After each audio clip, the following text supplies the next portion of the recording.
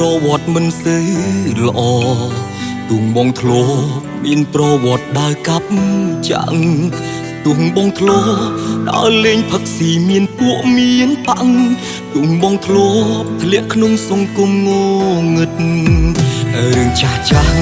បងខុសសុំអូនឈប់គិតរឿងអតីតបងមិនប្រព្រឹត្តទៀតទេ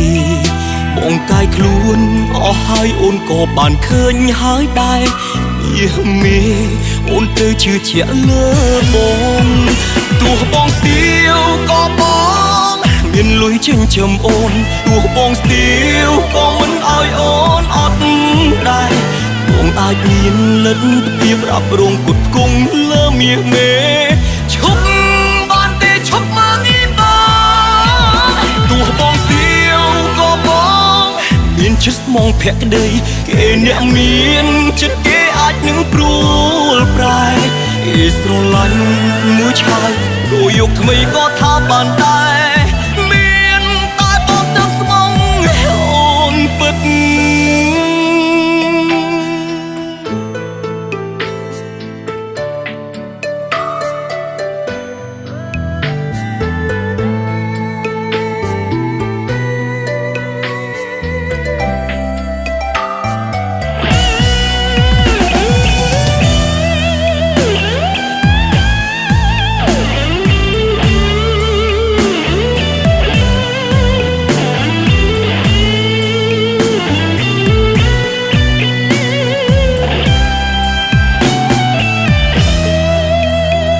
ចាស់ចាស់បងខុសសុំអូនឈប់គិតរឿងអតីតបងមិនប្រព្រឹត្តទៀតទេបងកាយខ្លួនអស់ហើយអូនក៏បានឃើញហើយដែរយេមេអូនទៅជឿជាក់លើបងទោះបងស្ទាវក៏បងមានលុយចិញ្ចឹមអូនទោះបងស្ទាវក៏មិនឲ្យអូនអត់ដែរ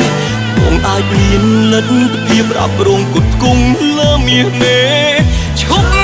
បានទេឈប់មកនេះបងទោះបងស្ទាវក៏បងមានចិត្តស្មងភក្តីគេអ្នកមានចិត្តគេអាចនឹងព្រួលប្រែគេស្រឡាញ់